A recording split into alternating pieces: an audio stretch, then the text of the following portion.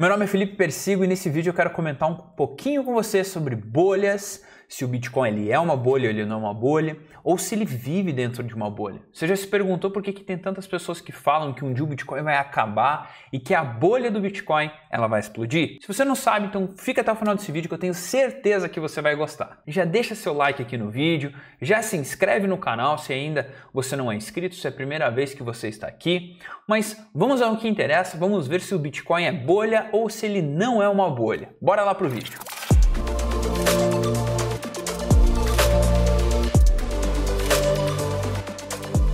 Quando a gente fala em bolha, a primeira coisa que provavelmente vem à sua cabeça, na minha é a primeira coisa que vem na minha cabeça, é aqueles brinquedinhos de criança que a gente assoprava e as bolhas. Surgiam várias bolhas e elas explodiam, elas desapareciam. E eu acho que é muito comum a gente fazer essa analogia, porque quando surgem bolhas em mercados, são aquelas inflações de preço que tem absurdo em um ativo e do dia para a noite quebra. Existe isso, cada vez menos, mas já existiu muito. Nós temos o exemplo, por exemplo, da bolha das tulipas, onde uma pessoa falou que a tulipa que ela tinha era rara por conta de algumas características, e aí essas pessoas começaram a vender tulipas, começaram a criar tulipas, enfim, eu sei que na época existiam tulipas de tipo 20 mil reais, 30 mil reais, coisas absurdas. E aí foram surgindo outras bolhas, como por exemplo a bolha no mercado acionário americano nos anos 2000. Imagine, você tem uma empresa onde você possui só um website e ela já passa a valer milhares de dólares. E isso fez com que o preço das empresas subissem muito e aí houve um dia que a bolha explodiu e os preços tiveram aquela descida astronômica e muita gente perdeu dinheiro. Até li em um livro que contava alguns fundos de investimentos nos Estados Unidos, aonde eles tinham, eu não vou falar o nome do banco, mas onde eles tinham o investimento da internet, mais ou menos assim a tradução, onde eles incentivavam e achavam as melhores empresas para os seus clientes.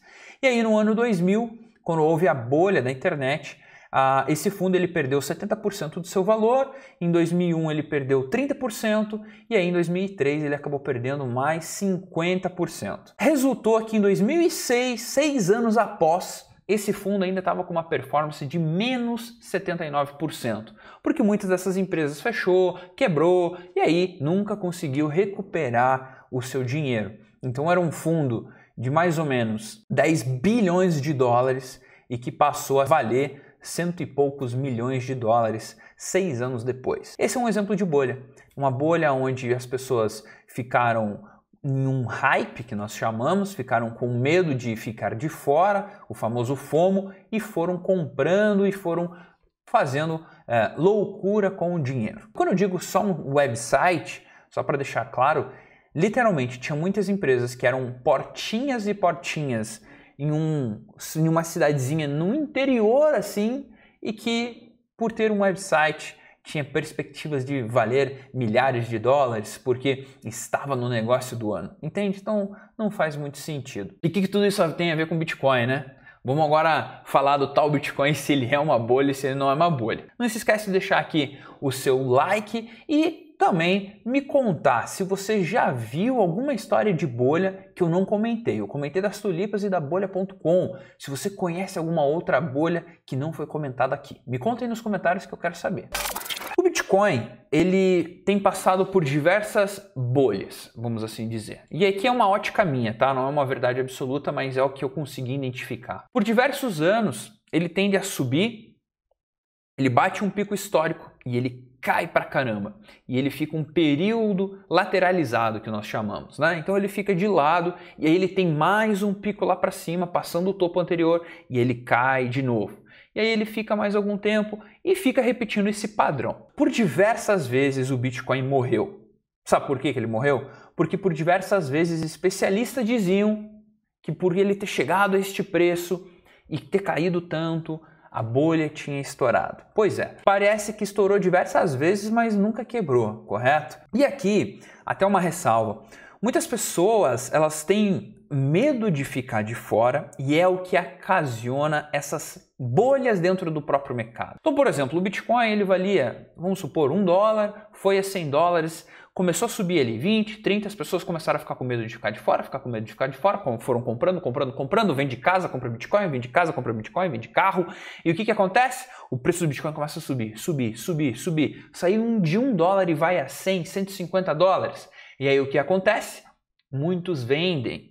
E aí o Bitcoin ele sai de $150 e vai para 30. E aí as pessoas falam, vixe, o Bitcoin morreu, a bolha estourou. Passam-se alguns anos, 1 ano, 2 anos, o Bitcoin, pau, $500. As pessoas no mesmo período que o Bitcoin está subindo de preço, começam a vender, começam a fazer loucura, tomam empréstimo, quer comprar, e aí cai de novo o preço. E o Bitcoin tem feito isso por diversas vezes, posso até dizer que é cíclico. A mais conhecida, a possível bolha que houve nos preços foi em 2017, quando o Bitcoin ele saiu ali de $1.000, $2.000 e ele foi parar em $20.000. Teve um mês que foi absurdo, o Bitcoin subiu tipo $10.000, assim, foi surreal. Eu lembro que naquela época eu tinha algumas altcoins, eu tinha comprado Stellar, para você ter ideia, e eu tinha comprado 0.1 Bitcoins em Stellar. E eu lembro que em dezembro de 2017, aquele 0.1 estava valendo 1.5 Bitcoins. Tipo, foi algo absurdo, assim. Foi algo absurdo. E por que eu estou falando até de outras moedas?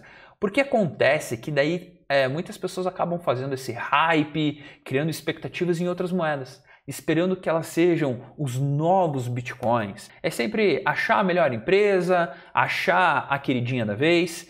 E no Bitcoin não é diferente, as pessoas sempre querem encontrar os novos Bitcoins. E hoje eu vou te deixar aqui um alerta.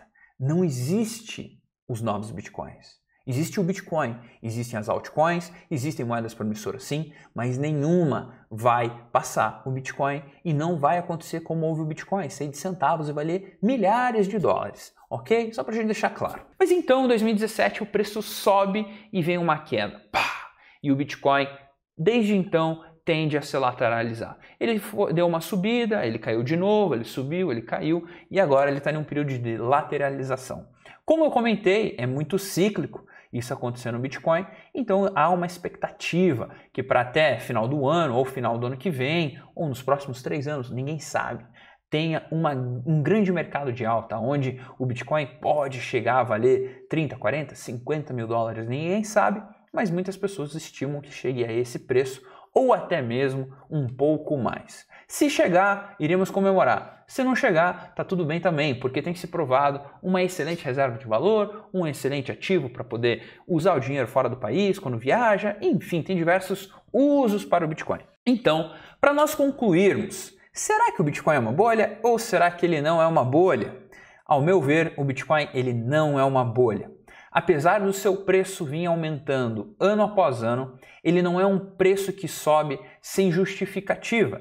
O preço do Bitcoin sobe por conta da sua escassez, por conta que institucionais têm comprado, as pessoas têm visto cada vez mais uso para o Bitcoin, então existe um fundamento por detrás, não é só um hype, só uma alegria exacerbada de ver o preço subindo. Mas eu não quero dizer que quando há uma grande corrida por Bitcoin, então quando mais pessoas começam a comprar, a mídia começa a falar, as pessoas geram expectativas que vão ficar ricas, milionárias com Bitcoin, existe pessoas que acabam vendendo casa, acabam vendendo carro para comprar o Bitcoin. E aqui eu vou te contar 2 histórias. A primeira delas é de uma pessoa que vendeu um carro, comprou Bitcoin e acabou ganhando dinheiro.